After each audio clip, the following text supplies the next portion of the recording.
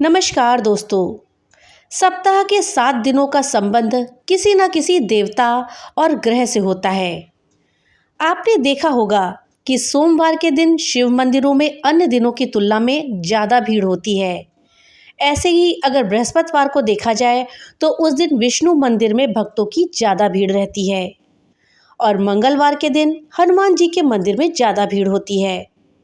दोस्तों, सोमवार का दिन भगवान शिव की पूजा और व्रत के लिए है, तो गुरुवार का दिन भगवान विष्णु और देवगुरु बृहस्पति की पूजा का है। वहीं मंगलवार का दिन हनुमान जी की पूजा को समर्पित है। दोस्तों, क्या आप जानते हैं कि सोमवार के दिन ही आखिर भगवान शिव की पूजा क्यों की जाती है? आखिर किसी और दिन उनकी पूजा क्यों नहीं करी जाती? और उसमें भी अगर सावन के सोमवार हो तो उनकी पूजा का महत्व और भी अधिक बढ़ जाता है। आखिर ऐसा क्यों है? और सोमवार और शिव जी का क्या संबंध है? सोमवार की पूजा के क्या फल मिलते हैं? और संसार में सबसे पहले सोमवार का व्रत किसने किया था? साथ ही साल 2026 में पड़ने वाले सावन के सोमवार का क्या महाप्रभाव है? दोस्तों, आज इस वीडियो में हम इन सभी विषयों के विषय में जानेंगे। इन सभी जानकारियों के लिए वीडियो में हमारे साथ अंत तक बने रहिएगा, जिससे कि आपको सही और सटीक जानकारी प्राप्त हो पाए। दोस्तों, चलिए आइए हम सबसे पहले सोमवार और शिव जी के संबंध को जानते हैं। सोमवार यानी सोम का दिन। चंद्रमा को सोम भी कहा जाता है। सोमवार का अर्थ है चंद्रमा का दिन। सोमवार दिन के स्वामी ग्रह चंद्रमा हैं और चंद्रमा को भगवान शिव अपने मस्तक पर धारण करते हैं। एक बार चंद्रदेव को उनके ससुर प्रजापति दक्ष ने श्राप दे दिया, जिसकी वजह से वो क्षय रोग से पीड़ित हो गए। इसकी वजह से उनकी कांति खोने लगी। तब उन्होंने स्वयं एक शिवलिंग बना करके भगवान शिव की पूजा करी। प्रसन्न होकर के भगवान शिव ने उनको दर्शन दिए और उनको मृत्यु से बचाया, अपने मस्तक पर धारण किया, जिससे उनकी कांति वापस आ गई। तब से भगवान शिव को चंद्रशेखर कहा जाने लगा। भगवान शिव को सोमनाथ भी कहते हैं। इस घटना की वजह से ही भगवान शिव का संबंध सोमवार से हो गया। सोमवार को उनकी पूजा करी जाने लगी। दोस्तों, मन के कारक ग्रह चंद्रमा ने शिव पूजा करके अपने कष्टों से मुक्ति पाई थी। इसी वजह से लोग सोमवार को व्रत और शिव जी की पूजा करते हैं, जिससे कि उनके जीवन में भी सुख, शांति और समृद्धि आए, मन एकाग्र हो और शांति मिल जाए। कुंडली के चंद्र दोष को दूर करने के लिए भी सोमवार को शिव जी की पूजा करी जाती है। जो लोग मनचाहा जीवन साथी की चाह रखते हैं, वो लोग सोमवार को भगवान शिव की पूजा विधि विधान के साथ करते हैं। साथ ही 16 सोमवार का व्रत करने से मनचाहा जीवन साथी मिल जाता है। ये व्रत युवक और युवती दोनों ही रख सकते हैं। सोमवार व्रत करने से जल्दी विवाह के योग बनते हैं। इसके साथ ही अगर सावन के सोमवार में व्रत किया जाए तो भी यही फायदे मिलते हैं। सावन शिव जी का प्रिय महीना है, इसलिए इसका प्रभाव दुगना हो जाता है। दोस्तों, इस साल 2026 में अत्यंत दुर्लभ संयोग की सावन का महीना, जो भगवान शिव का महीना माना गया है, उसका स्वागत चंद्रमा के नक्षत्र श्रवण में हो रहा है। 30 जुलाई दिन बृहस्पतिवार और चंद्रमा का नक्षत्र श्रवण रहेगा और चंद्रमा स्वयं मकर राशि में रहेंगे। 28 अगस्त 2026 दिन शुक्रवार और राहु का शतभिषा नक्षत्र में श्रावण मास का समापन होगा। दोस्तों, इस बार पूरे श्रावण मास में 4 सोमवार पड़ेंगे, जो विशेष नक्षत्र में होंगे और उनका अद्भुत लाभ जीवन में प्राप्त होगा। श्रावण मास के आरंभ होते ही मन में एक उमंग और भगवान शिव के प्रति भक्ति भाव जागृत हो जाता है। वैसे श्रावण मास में भगवान शिव की स्तुति और पूजा अपने आप में एक सिद्धिदायक योग रहता है। सावन के महीने में वैसे भी भगवान श्रीहरि के द्वारा वरदान प्राप्त है। इस महीने में जो भी व्यक्ति भगवान शिव पर जलाभिषेक करता है, उसकी सभी इच्छाएं पूरी हो जाती हैं। उसकी समस्त बाधा, रोग, दोष और ग्रहों की अनिष्टता समाप्त हो जाती है। दोस्तों, इस साल 2026 में श्रावण मास में 4 सोमवार पड़ेंगे। पहला सावन का सोमवार पड़ेगा 3 अगस्त को, दूसरा 10 अगस्त को, तीसरा 17 अगस्त को और चौथा 24 अगस्त को। सावन कृष्ण पक्ष का पहला सोमवार उत्तरा भाद्रपद नक्षत्र से आरंभ हो रहा है, जो शनि का नक्षत्र है और पंचमी तिथि होने की वजह से अत्यंत कल्याणकारी है, क्योंकि शनि के नक्षत्र में और इस नक्षत्र में सोमवार के दिन भगवान शिव का जलाभिषेक करना आपकी समस्त मनोकामना पूरी करता है। जीवन की सभी परेशानियों से मुक्ति मिलती है। कलह, लड़ाई झगड़ा और उधार से किसी भी प्रकार के शत्रु बाधा से मुक्ति मिलती है।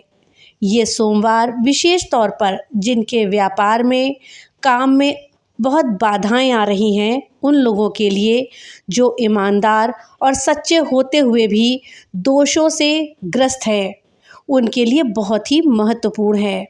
सावन के पहले सोमवार के दिन आप भगवान शिव पर गंगा जल, दूध में काला तिल और दूर्वा से अभिषेक करें और भगवान शिव को सफ़ेद चंदन से लेप करें।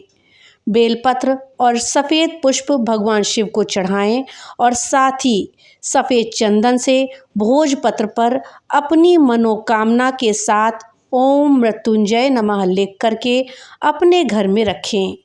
इससे आपकी मनोकामना बहुत जल्दी पूरी होगी और आपके पास जितनी भी बाधाएं आ रही हैं, उन बाधाओं से आपको मुक्ति मिलेगी।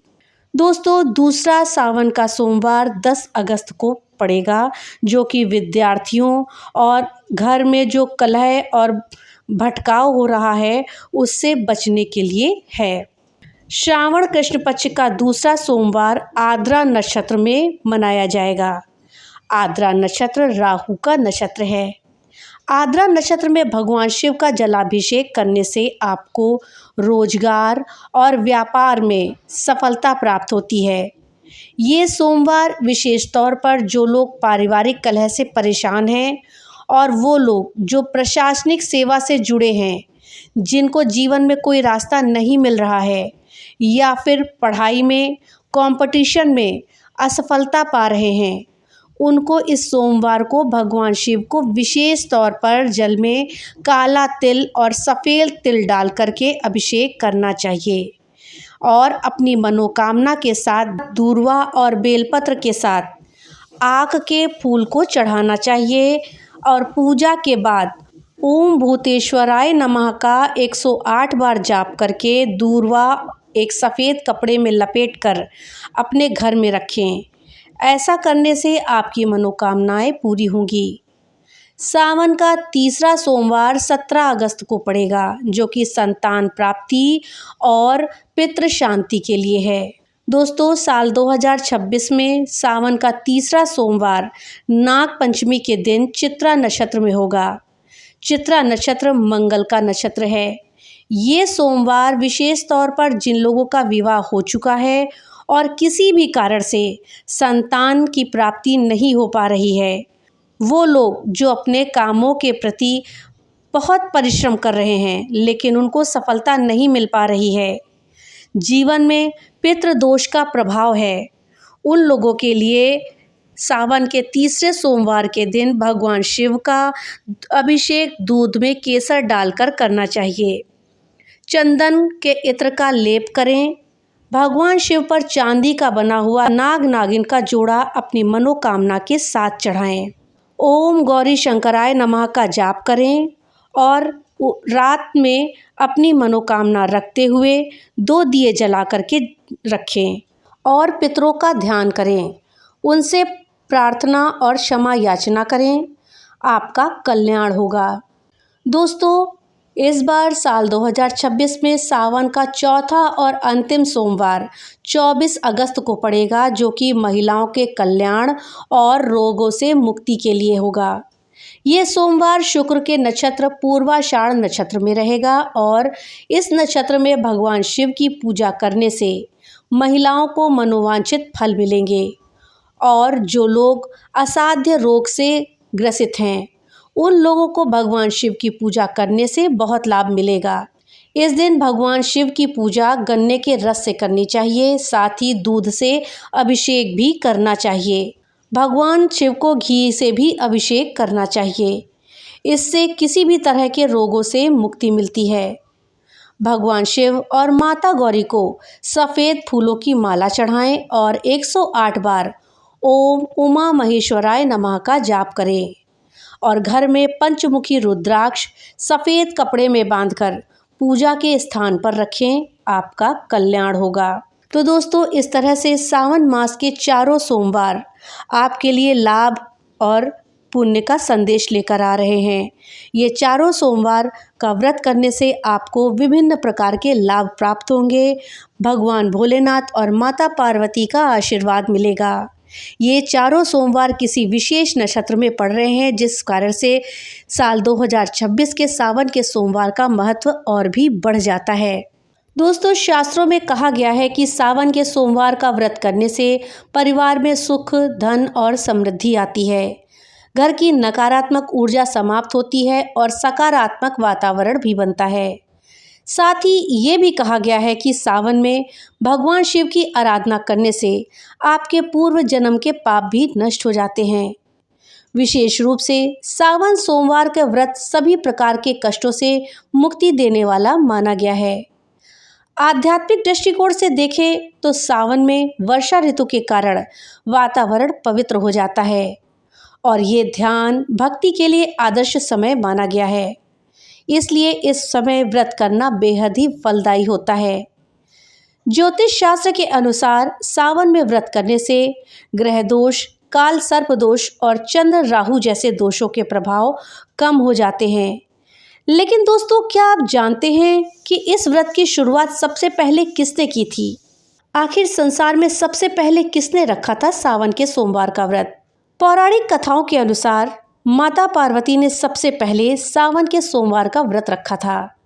वो भगवान शिव को पति के रूप में पाना चाहती थीं, लेकिन शिवजी योगी, विरक्त और तपस्वी स्वभाव के थे। माता पार्वती ने घोर तपस्या करी और वर्षों तक कठिन उपवास रखे।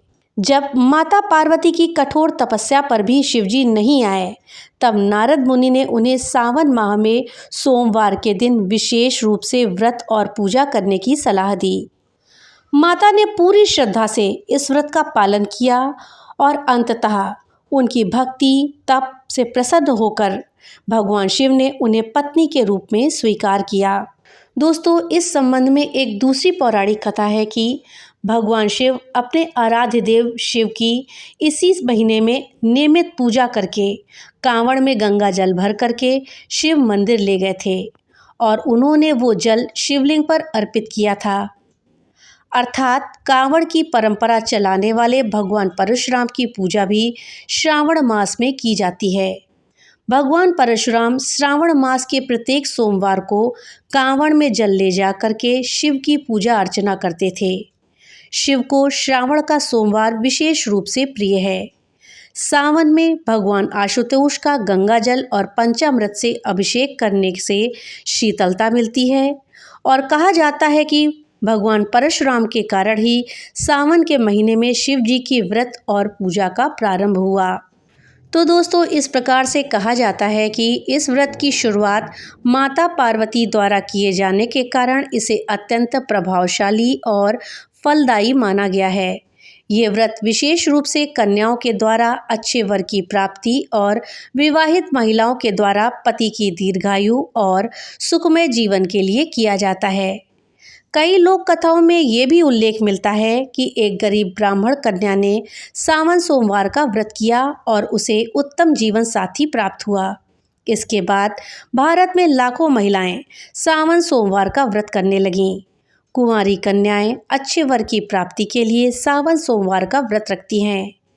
विवाहित महिलाएं अपने पति की दीर्घायु और सुख शांति के लिए ये व्रत को करती हैं।